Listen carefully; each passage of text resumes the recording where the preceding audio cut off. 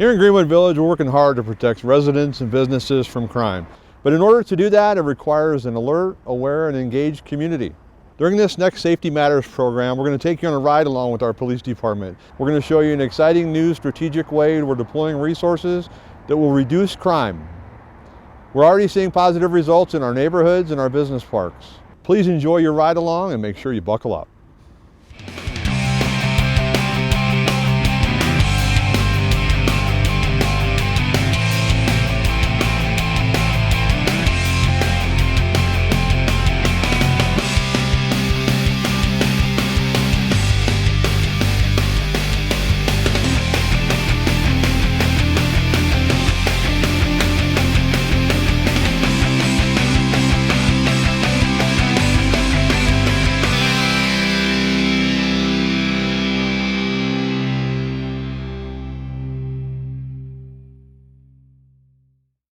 And the numbers don't matter as much as us using our resources to catch people. This is fantastic.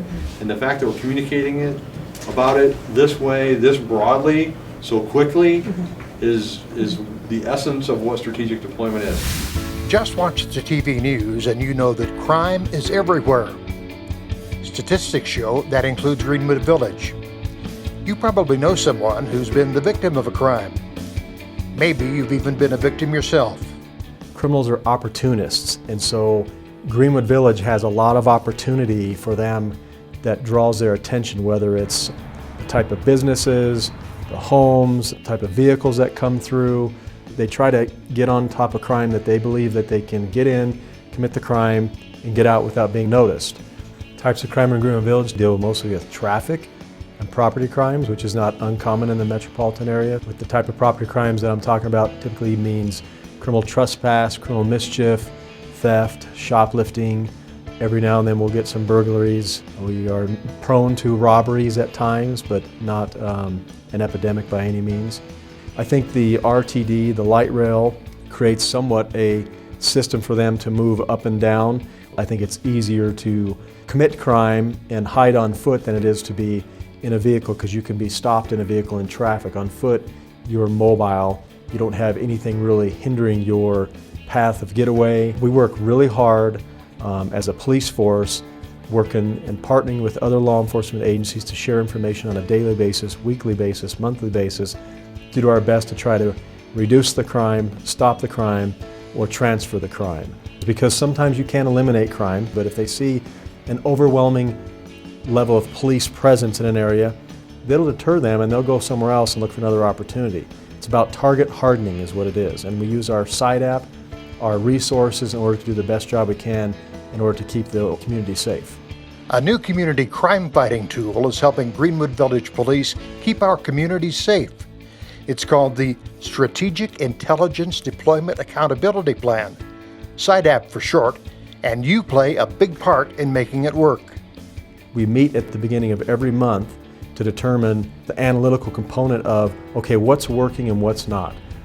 Where are we putting our resources, and are we putting them at the right spot at the right time of day in order to make the greatest impact on reducing that crime, eliminating or transferring it. So that's how we use SiDAP, crime statistics, and resource deployment. Once we get that data, we send that out to the officers, and we use that data to focus on pattern areas or areas that we think could potentially become a problem. And a pattern is typically 2 or more incidents in an area that can cause alarm, like a theft. So we want to be on top of that with regard to a strategy on how we reduce that. The biggest challenges for the PD to address and prevent crime is what I would say real-time, ongoing, reliable information and data collection. We have to rely heavily on the surrounding metropolitan agencies to make sure that we're getting their data as well, because if we don't, and if we get information from them on a crime that's a month old, that doesn't really help us. We may lose that window of opportunity to prevent that crime happening in our city. And the challenge of staying on top of it, being consistent with our resources, being consistent with our plans of attack and how we're going to prevent injury accidents, prevent shoplifts, finding out what strategies work the best and staying on top of those concepts and continually pushing those out and deploying them so we can make the community safer. Officer Sarah Joswick has been a Greenwood Village police officer since 2007. She starts her day with a briefing with fellow officers, sharing information before they hit the street. Our presence in the neighborhood is probably the biggest thing we can do to fight crime. Every day we set out to drive through our neighborhoods and complete proactive patrols and drive through, make sure that nothing looks out of the ordinary. If we see something that looks out of the ordinary, stop. Just even stopping to talk with our citizens really can make a difference. They're our eyes and ears. So the more we can stop and talk with them and find out what's going on and get a pulse on everything that's happening, the more active we can be in the neighborhoods. So the biggest problem in our neighborhoods is theft. Theft is a crime of opportunity. So as we're driving through the neighborhoods, one of the big things we look for is open garage doors. People frequently, when they're home, will leave their garage door open because they're in and out. Somebody comes by, sees a bicycle, something of any value to them, and they will take it and walk off. And it can happen within minutes before the homeowner even knows that it happened a lot of times. Driving through the neighborhood. So if we see a garage door open, what we'll do is stop, make contact with the person, kind of educate them on the need to keep the things closed up, and then have them close the garage door. Another thing that we deal with at this time of year is mail theft and package theft. Somebody who's up to no good would come by, see all the packages on the steps, and then stop and steal the packages and then turn around and sell them. One of the big things that we see are vehicle trespasses, people breaking into cars. And once again, that goes along with the crime of opportunity. So it's important that you take all valuables out of your car at night, lock your doors, take your keys in. It's amazing how often we forget to take our purse out of our car at the end of the night, or even leave the keys inside of it on accident. So when we're driving through the neighborhood, we might look for a suspicious vehicle, somebody who's sitting in a car, somebody who's just kind of hanging out that may not appear like they have anything that they're really doing. What they're probably up to is looking for an opportunity to commit a crime. So we're going to make sure that we focus on those people, those cars, and contact the individuals to let them know that we're in the area and this isn't an area that they want to stay in any longer. They need to move on. Officer Joswick says SiDAP is bringing results in Greenwood Village neighborhoods. SiDAP is something that we talk about every day when we meet in our roll call, so that we can keep up on the latest trends as they're happening, not in the past. It gives us the ability to look at what's happening in our community, where we need to deploy our resources, and where we really need to focus our attention. So for instance, if we have an increase in mail theft, which is something that we're experiencing right now, we're going to really increase our proactive patrols, drive through our neighborhoods, keep our eye out for things that don't look right, talk to the people, see if they've seen anything that's suspicious, and really try to focus on catching the people either in the act or before they commit the act is going to be our biggest thing.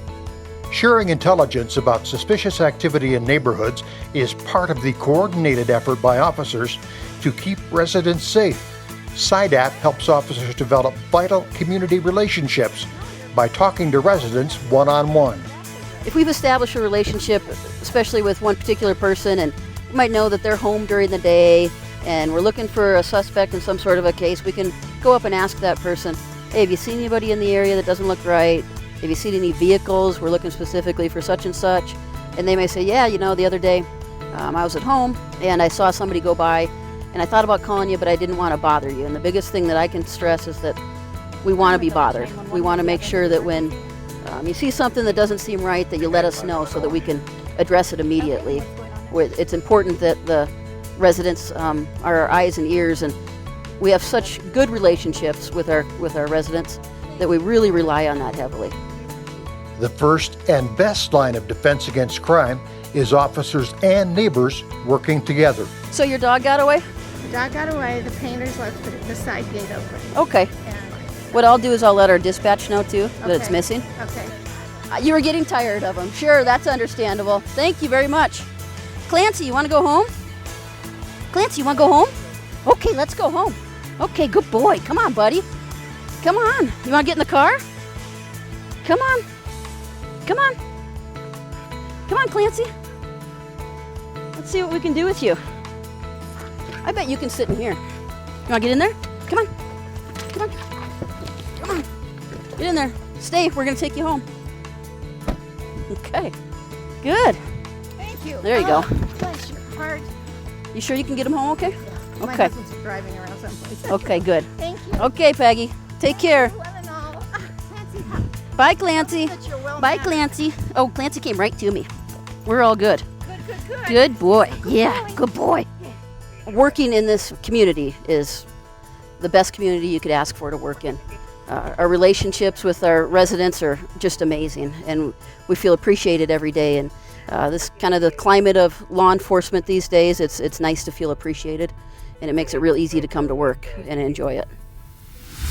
9-year Greenwood Village police veteran Rodney Valenzuela says face-to-face contact with business is another important key to a safe community. I use SiDAP as part of my job as a community liaison officer because the crime analyst will provide me information on crime statistics in specific areas so that I can pass that information on to our businesses. I'll come in and I'll meet with each business to let them know that we have a certain type of crime that's occurring in their area so they can be on the lookout for any potential suspects that may be in the area. We always encourage our businesses to call 911 or our non-emergency line. Either one is sufficient based upon the situation that is occurring. We continue to reduce crime in our city based on our SiDAP meetings. So it's really been beneficial for our agency to use SiDAP every month. Talking to businesses one-on-one is more than just getting to know police officers. It's an important opportunity to show businesses they are a vital part in fighting crime. One of the biggest challenges that I see with some businesses is that they're not used to the community policing aspect like we have here in Greenwood Village. Once I've had an opportunity to meet with them and talk with them and show them how it works, all of our businesses have come on board with the community policing model that we use. And I always tell our businesses, if there's something that you need to let the police department know, give me a call, let me know what's going on. That's one of the best things that I like about our philosophy within the police department is that we have such good, strong relationships with our businesses, and they're gonna see a lot of stuff that's happening. They're going to be able to help us if they have something certain that's occurring in their particular business. They can share that information with the police department, and then we can share that with other businesses in the area, even businesses outside of the general area where something may be occurring. The police department's plan includes creating safer streets. Meet Traffic Safety Sergeant Dave Oliver. He does more than just hand out tickets. Traffic officers also work to reduce traffic accidents and injuries. Currently, I'm in my 15th year in law enforcement. I started my career in 2001 in Tampa, Florida, and I've been in Greenwood Village now almost 5 years. The most satisfaction that I get is out the variety that we have.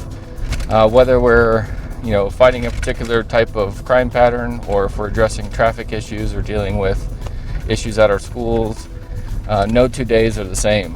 We are what we consider to be a data-driven department. So when we deploy our resources, whether it be patrol officers, officers in our schools, officers in our traffic unit, we strategically place them based on the data that we're looking at. So everything that we do, whether it's responding to calls for service, self-initiated on-view activity, it all gets logged in our records management system. Each month, at a minimum, usually it's more of a weekly thing, we pull some of the data that's out of our RMS, we analyze it, we find out where our trends are developing, and then we take that data and we actually deploy our people according to that. So we use SiDAP. The more frequent areas that we have traffic accidents in our city is Arapahoe and I-25, Orchard in Quebec, and Bellevue in Quebec. The majority of our accidents take place on I-25. Most of those occur in the evening rush hour, anywhere from between 4 p.m. and 7 p.m. What we have done at each of the intersections that I indicated was we have red light cameras. Since Greenwood Village started the SiDAP plan, the total number of accidents and accidents involving injuries is starting to drop. But for some intersections, it's going to take time. The shot that you're seeing now is actually Arapahoe and Yosemite, just west of the interstate. This is a great example of an issue that we're seeing, is westbound traffic in the late evening hours. You might have to deal with the setting sun. So if that's the case, just leave some extra room between your vehicle and the vehicle in front of you. Another issue that we're seeing at the I-25 interchange was with the off-ramps. Sometimes, especially this time of year, a lot of snow and ice on the off-ramps. We get a lot of accidents due to that cause. So when you're exiting the highway, use extra caution, reduce your speeds, and make sure you have plenty of time to stop. What we have seen is a documented decrease in the number of injury accidents.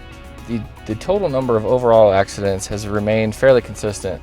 All of that despite the dramatic increase in the number of motorists using the roadways in Greenwood Village. So what you would expect to see is more cars on the road equals an equal or proportionate amount of accidents. But what we were seeing with our strategic deployments is we're able to maintain an overall consistency in that regard. So those are some of the ways that we use SiDAP to try to address issues that we're seeing. The police department and other city departments continue their proactive work to make streets safer, but they need your help.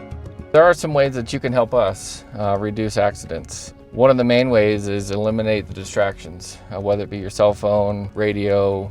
Another thing is to maintain a safe distance between yourself and the vehicle in front of you, especially in those rush hour times when there's a lot of volume of traffic. And the last thing you can do to really help us out is report aggressive or drunk driving. If you see somebody who's clearly following too closely, speeding way beyond what the flow of traffic is, or somebody you suspect may be under the influence, give us a call. We'd like to try to get in contact with those people. The police department's new SiDAP plan is increasing public safety by reducing residential and business crime and cutting accidents. But the police can't do it alone. You are the key to a safe city. Citizens can play a big role in helping us address and reduce crime or eliminate crime. And it starts actually with developing a relationship with the citizens. You got to get that trust factor and those relationships built with the city and the citizens first. You can't do that unless you put a face with a name or a hand with a handshake. So we do Coffee with a Cop.